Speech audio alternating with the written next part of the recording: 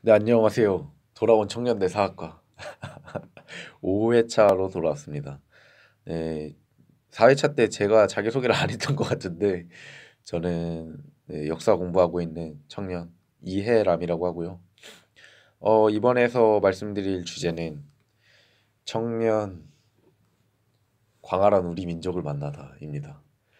되게 제목부터 거부감을 느끼실 분들도 있을 거고 이게 역시 위대한 우리 민족 이러면서 되게 감동을 느끼실 분들도 있을 것 같은데 그거는 이제 차차 얘기를 해보도록 하고요. 게스트로 나와주신 분이 이제 자기 소개를 해주실 겁니다. 네.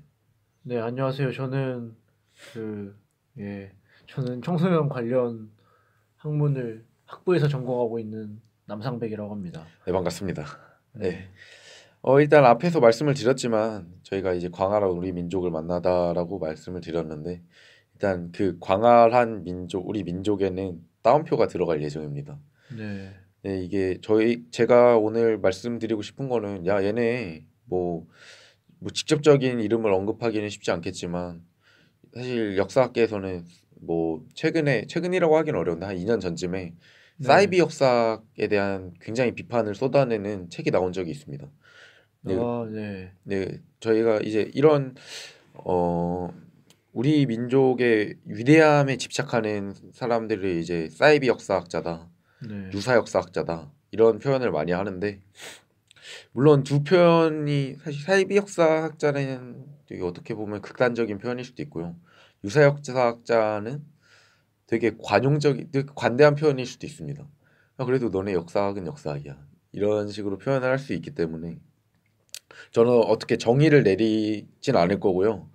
그리고 그 사람들이 얘기하는 논리에 대해서 구체적으로 반박을 하기보다는 우리가 도대체 이 사람들을 어떻게 생각하느냐, 어떻게 생각해야 되느냐, 그리고 어떻게 생각해야 하느냐, 이런 좀 일상적인 얘기를 해보지 않을까라는 그렇게 준비를 했고요.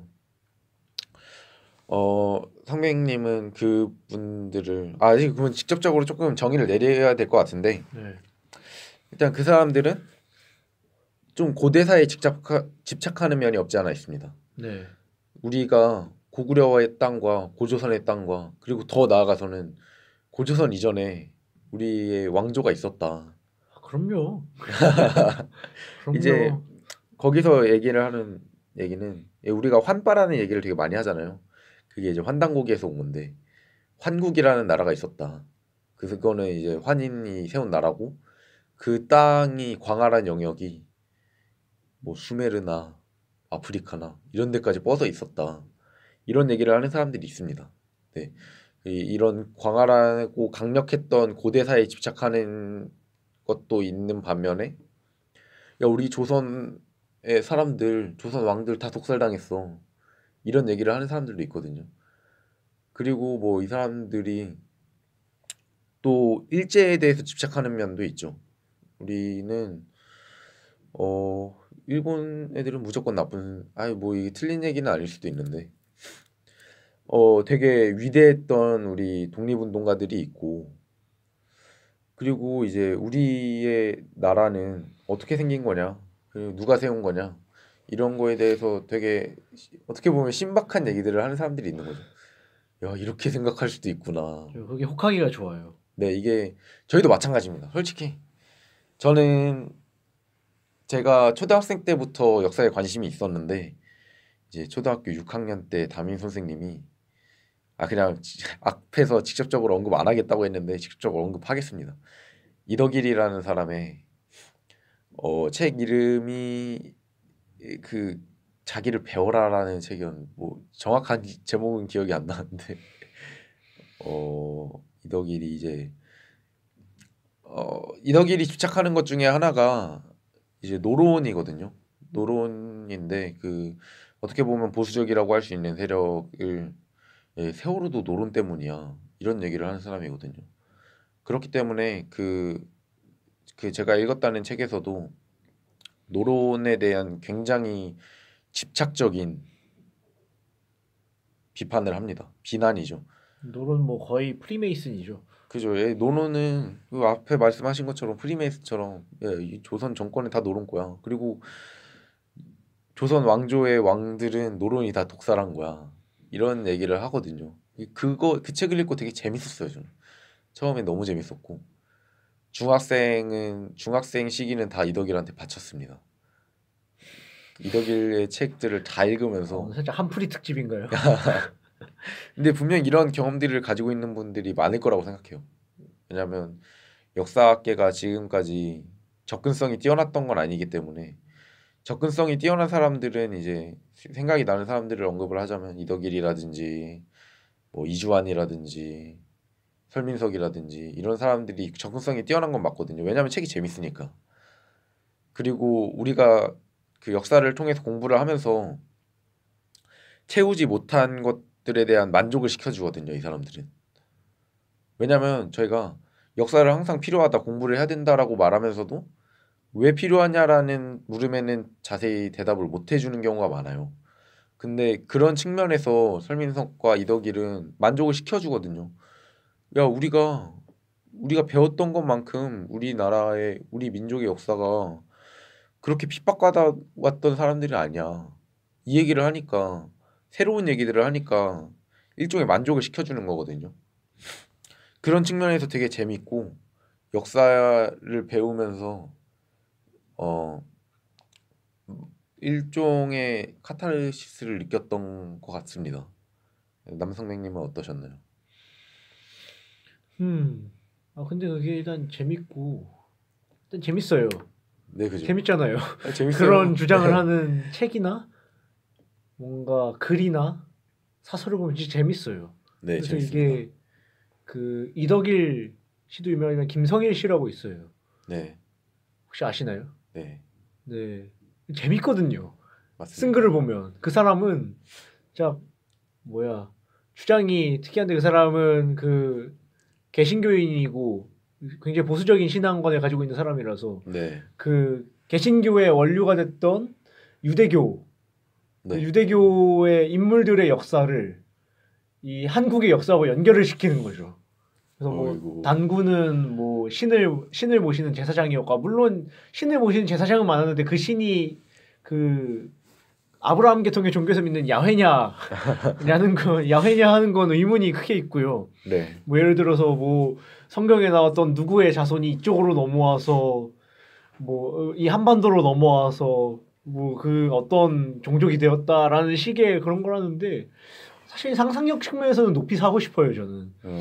주어진 사료나 주어진 그 실질적인 증거들을 뛰어넘어서 사고하고 발전시켜 나가는 그런 부분에서는 상상력 측면에서 높이 하고 싶은데 근데 그게 이 국민들에게 왜곡된 인식 사람들에게 왜곡된 인식을 심어주면 그건 굉장히 위험하다. 근데 제가 가장 위험하다고 생각을 하는 거는 서양의 제국주의, 팽창주의 논리와 놀라우리만치 일맥상통하다는 거예요. 네, 뭐 그 주로 그런 고대사의 위대함, 찬란함을 이야기하는 내용을 보면 기술의 발전, 네. 뭐 막 증기선이 있었다는 이야기를 막 부여나 아우, 고조선에서 막 증기선이 나왔고 비행기가 있었고, 네, 그 단기고사라는 책을 보면 네, 그 고대에 발명했다는 발명품이 막 쫙 나열이 돼 있는데, 그러니까요. 네, 거기에 무슨 자명종도 있고, 네, 되게 신기할 만큼 예, 신기술들이 되게 많이 담겨 예, 있는데, 네, 계속 그러니까요. 하십니다.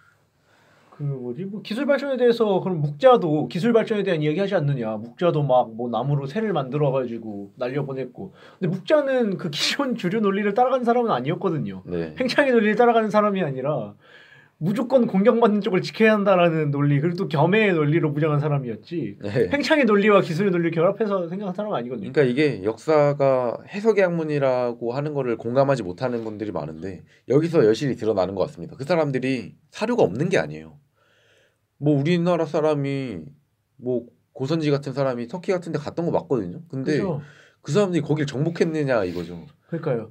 그리고 정복을 했다고 하더라도 무슨 식민지 삼은 것 마냥 얘기를 하는 게 문제라는 거죠. 네, 실제 서양이 가져왔던 그런 폭력적이고 억압적인 식민지를 동양의 국가들이 유지해 왔는가에 대한 의문도 있고 또 애초에 그 이런 아시아 지역의 왕조와 유럽 지역의 왕조와 나라들의 발전 논리는 매우 달랐다고 저는 생각을 하거든요. 발전 방향이나 네. 제가 네. 배움이 짧아서 그거에 대해서 자세히 논할 수는 없지만 아유, 그거는 어쨌든 전혀 같지 않았다. 환경도 그렇고 사상적인 부분도 그렇고 뭐 자원적인 측면도 그렇고 애초에 같을 수가 없는데 그걸 좀 같게 보려고 하는 그게 그런 것 같아요. 그래서 한국도 보면 광토가 광활하잖아요. 사실 근데 그 나라가 크다는 것 자체가 아니, 나라가 크기 때문에 훌륭한 나라고 위대한 나라다? 그렇게 보지 않거든요, 저는. 그죠. 그리고 그 강역이라고 하는 표현이 그 당시에는 사실상 실현 불가능한 게 맞거든요. 왜냐하면 교통이 그렇게 발전돼 있지 않고. 그죠. 도로는 어디 갔는데 그렇게 넓은 국토를 통치하면서 도로라던가 하다못해 통신 네. 뭐 참 뭐 파발이라도 제대로 돼 있던가 봉화가 제대로 돼 있던가 그런 그것도 하나도 없는데 그리고 중앙 권력의 통제가 불가능한 그 시대적 배경이 있었기 때문에 강역이라는 게 의미가 없습니다. 심지어 요즘 이야기하는 국경의 개념도 굉장히 어떻게 보면 서양적인 개념이고 네. 근대적인 개념이잖아요. 근대적인 거죠. 왜냐면 우리가 뭐 간도 얘기를 많이 하지만 간도에 한국 사람 따라 살았다고 해서 우리 땅입니까? 아니죠. 중국 사람 따라 살았다고 해서 중국 땅도 아니고 한국 사람 살았다고 해서 한국 땅은 근데 그냥 그게 간통인 의미가 없는 거예요. 거죠. 이게 의미가 없는 게 함경도에 여진 사람들 살았습니다. 그러면 여진 땅입니까? 아닌 거죠. 그러니까 그 네. 부산에 일본 사람들 살았는데 일본 땅이 아니라는 거죠. 네. 물론 이건 굉장히 논리적인 비약이 크긴 한데 어쨌든 네. 그러니까 지금까지 역사학이 태동한 지 200년, 300년이 지났지만 연구가 많이 부족한 건 사실이거든요. 왜냐하면 남도 쪽에 일본의 양식을 따른 무덤이 있습니다. 이거를 어떻게 해석하느냐에 따라 다른 건데 우리가 전방후원분이라고 하죠. 그 동아시아사 들으셨죠? 네. 그 일본식 양식을 따른 무덤이 전방후원분이 네. 남도에 있거든요. 그 네. 유적이. 그러면 거기 일본 땅이었어? 임나일본부였어? 이건 아니거든요. 그거는 물론 해석의 여지들이 굉장히 다양하고 이거는 논리적이고 분석적이고 그리고 자기 성찰적인 그 논의가 필요한 거예요. 근데 지금은 완전히 양측이 갈린 측면에서 야 여기 일본 땅이었어 임나 일본부였어 이런 얘기를 하는 반면에 야 그게 뭔 말도 안 되는 소리야 그냥 아예 배제하는 측면도 있고 아니면 아예 야 그 일본의 양식들도 우리가 만든 거야 이런 얘기를 하는 사람들이 있거든요. 그러니까 이게 그 굉장히 굉장히 긍정적인 사고죠. 행복회로. 네, 그죠. 그러면 그 우리가 예를 들어서 대마도를 정벌을 했대. 여진을 정벌을 했대. 이게 야 우리는 강력하고 위대한 민족이었기 때문에 우리보다 야만에 있는 야만에 있는 민족들을 우리가 통치를 했다. 얘네 우리 영향권 안에 있었다. 이게 아예 틀린 말이라고는 할 수 없지만 과연 정벌이 얘네들 야 우리 잘 살게 해준 거 아니야. 이게 과연 식민지 근대화론하고 어떤 차이가 있으며 걔네들이 식민지 근대화론에 알레르기 반응을 일으킬 정도로 싫어하거든요. 왜냐하면 우리는 우리가 그 자체적으로 발전을 해야 되는데 걔네들 논리에 따르면 근데 식민지 근대화론은 일본이라는 주체가 있는 거잖아요. 이게 너무 싫은 거예요. 야 우리끼리 진화를 해야 되는데 다른 데가 개입을 했대. 근데 이거는 개입이라는 표현이 굉장히 잘못된 거죠. 왜냐하면 우리는 인간은 교류를 하잖아요. 쪽이 있다가 뭐 러시아에 있다가 한국으로 오기도 하고, 한국에 있다가 중동에 가기도 하고 이런 건데 그런 측면들을 다 너무 싫은 거죠. 배제를 하는 거고. 그리고 배제를 하는 걸 넘어서 정복에 대해서 얘기를 하고, 왜곡을 하는 거죠. 네, 근데 그게 뭐지? 일단 뭐 일본의 식민 지배가 영향을 안 줬다고 할 수는 없지만 그 식민 지배 사실 저는 그 유사 역사학자들 특히 광활한 국토나 뭐 우리나라의 영향력을 자랑하는 사학자들은 일관성을 가지고 있지 않다라고 생각을 해요. 그들은 일본의 식민 지배 되게 안 좋아하거든요. 네, 근데 그들이 주장하는 거인 그 뭐 그들이 주장하는 걸 보면 뭐 한국이나 고조선 같은 국가가 거의 뭐 주변을 식민 통치를 해요.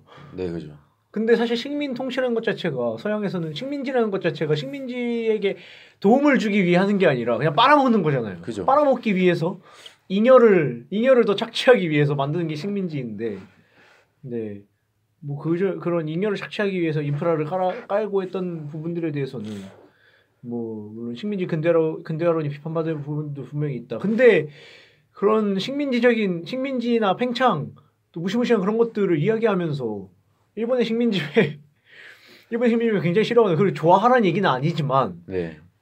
논리가 뭐가 다르냐? 일본이 그 대일본 제국을 그리워하는 것과 우익들이 네. 사람들이 광활한 그 강토와 만리 강역을 그리워하면서 고조선하고 눈물 흘리는 것과 뭐가 다른지 저는 잘 모르겠고요. 그리고 동양에서는 그런 방식의 식민지가 없었다고 생각을 해요. 그냥 사실 동양은 제가 보기에는요. 그 새로운 땅에 크게 관심이 없었다고 생각을 해요. 그 새로운 땅에 별로 그냥 국가를 유지하고 시스템을 유지할 수 있는 정도의 땅만 있으면 됐지 굳이 새로운 땅에 큰 관심이 없었다고 생각해요. 그래서 뭔가 뭐 백제가 일본에 뭐 천자문을 전해주고 신라가 뭐 그런 걸 전해주고 근데 그게 일본을 착취하고 일본의 잉여를 빨아먹기 위함이 아니었잖아요. 그죠. 그냥 어쩌다 보니 교류하게 됐고 어쩌다 보니까 그걸 전해주게 된 거고 너흰 이런 거 없냐? 우린 그거 없는데 하고 한 거잖아요. 물론 대등하게 뭐 1대1로 교환한 건 아니지만 네. 그런 거였지. 그런 정복적이고 폭력적이고 억압적이고 지배적이고 중앙집권적인 네, 대규모 통치를 했느냐. 네, 그때는 이제 동아시아를 표현할 수 있는 가장 좋은 표현 중에 하나가 조공책봉인데 이거의 특수성이라고 말을 하면 총균세라는 책에서 되게 분석을 잘 했잖아요. 읽으셨을 텐데 서양과 동양의 차이를 이제 이 동양을 대표하는 나라 중에 하나가 중국이니까 중국의 특수성은 통일 왕조인 거잖아요. 그죠. 이제 그거에 착안해서 되게 분석을 잘 해놨는데 서울대학교 추천도서 1위 아니겠습니까, 총균세가? 근데 그 뭐야? 총균세의 결론은 그 나쁜 서양 사람들이 총균세가 있었기 때문에 발전했다는 거잖아요.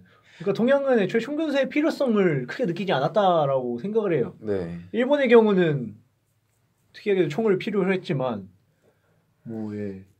조선이나 중국은 그렇게까지 필요로 하지는 않았다고 보거든요. 네, 그렇습니다. 이제 뭐 단적인 예 중에 하나가 그 유사 역사학자들이 갖는 모순 중에 하나가 국정교과서를 반대하지 않았습니다. 왜냐하면 위대한 우리 민족 가르쳐야 되니까. 그러니까 안에 국가주도로 올바른 그걸 네, 이게 굉장히 위험한 거죠, 사실. 그 건전한 논쟁을 하고 토론을 하는 게 아니라 우리 이게 팩트니까 우리가 위대했던 게 사실이니까 주입을 시켜야 된다는 거거든요. 논의 없이. 이게 가장 핵심인 거죠. 그래서 이 사람들이 가지고 있는 모순을 좀 해결할 필요가 있다. 그리고 이 사람들이 왜 이런 얘기를 하냐. 사실 완벽하게 이해는 못하겠지만 이 사람들도 결국 국가 체제를 유지하고 싶은 것 같아요. 우리의 그 원래라고 할 수 있는 우리가 다 같은 국민으로서 국가에 충성해야 되니까 위대한 우리 국가에 충성을 해야 되는 그런 목적이 있는 것 같은데 물론 아닐 수도 있지만 이런 그 역사를 연구하는 목적 자체가 잘못했다 보니까 이런 허튼 소리들을 하는 것 같습니다. 네, 이런 좀 구체적인 사안들은 나중에 기회가 되면 좀 더 깊이 들어가 보도록 하고요. 일단은 마무리 멘트를 하고 마치도록 하겠습니다. 예. 먼저 해주시죠. 마무리요? 네. 그러니까 이게 유사 역사의 문제는 내로남불이나 네. 일관성 없음이라고 생각이 돼요. 그러니까 어떤 방식으로든 좀 폭력과 팽창을 긍정적으로 보거나 물론 긍정적으로 볼 수밖에 없는 부분도 있긴 한데 너무 그 신화화하거나 네, 좋게 맞습니다. 보지 않았으면 해요. 왜냐하면 그게 그렇게 사실 일반 민중들한테 좋았을까요? 땅 넓고 전쟁 많이 하고 그죠. 통치하고 세금 잘 걷고 하는 게 별로 좋지 않았을 거라고 생각해요. 그런 부분들도 좀 굽어 살펴주셨으면 좋겠다. 네. 어쨌든 저보다 공부를 많이 하셨고 많은 사료를 접하셨고 어쨌든 학자로서의 많은 고뇌와 통찰 능력을 가지셨으니까 저는 너무 훌륭한 이야기와 훌륭한 관점들을 발굴해내고 또 학계에 이야기할 수 있다라고 생각을 하거든요. 네. 뭐 유사육사학이 가지고 뭐 있는 장점이 하나도 없는 건 아니지만 그래도 해악이 굉장히 크다라는 게 드러나고 있는 상황 속에서 네. 그런 부분들에 대한 고려를 해주셨으면 좋겠고요. 혹시 유사역사학을 가까이 하시는 분들은 반지의 제왕 이상으로 생각하지 않으셨으면 좋겠습니다. 반지의 제왕이 진짜 유사역사이거든요. 반지의 제왕은 톨킨이 우리 영국은 뭔가 특이할 만한 신화가 없다 해서 만든 게 반지의 제왕이거든요. 네. 1만 년의 되게 비슷하잖아요. 1만 년의 역사, 1만 년의 신화 해가지고 반지의 제왕 이상으로 생각해주지 않으셨으면 좋겠다. 네. 즐겁고 제가 소비라는 말을 별로 안 좋아하는데 그냥 간단히 소비하고 네. 좀 멀리 해도 되는 내재화시키지 않으셨으면 좋겠다. 네. 이제 유사학 역사학에 좀 심취해 있는 분들은 저희 얘기를 들으면 식민사관이다 이렇게 표현하실 가능성이 높을 것으로 보이는데 저는 이런 책임이 과연 역사학계에 없을까라는 고민이 있습니다. 이제 역사를 공부하다 보니까 접근성이 굉장히 떨어진다는 말씀을 아까도 드렸잖아요. 이런 지점들에서 저희가 논의가 굉장히 부족했다. 좀 성찰적인 필요는 있다. 그리고 과연 지금까지 역사학계를 주도해왔던 기득권들이 유사역사학자들과 크게 다르지 않느냐에 대한 고민이 있는 것 같아요. 이 사람들이 연구를 해온 것들이 다 국가 주도적이고 유사역사학자의 그런 목적과 크게 다르지 않았거든요. 저희가 국가를 유지하고 국민들이 충성을 하도록 원하는 게 유사역사학이라고 했는데 과연 기존의 역사학자들은 안 그랬을까? 이런 거죠. 그러니까 돈을 대주는 건 결국 국가니까. 네, 그런 지점들에 대해서 역사학을 앞으로 공부하실 분들 그리고 지금 공부하고 계신 훌륭한 교수님들 이런 분들이 고민을 하고 일반 대중들과 우리 대중역사학이라는 표현도 좀 많이 쓰잖아요. 좀 확장성과 같이 우리 일반 대중들과 좀 함께 나아갈 수 있는 물론 인기를 얻기 위한 방법이 가장 쉬운 방법 중에 하나가 역사학이거든요. 근데 우리는 그래서는 안 되는 거니까 좀 건전하고 의미 있는 논의를 열린 토론회 장에서 했으면 좋겠다는 생각을 합니다. 네, 여기까지 청년대 사학과 몇 회였죠? 5회 였고요. 5회였고요. 네, 들어주신 분들 너무 감사드리고 네, 또 뵀으면 좋겠습니다. 여기까지 청년대 사학과였습니다. 네, 감사드립니다. 안녕히 가세요. 예.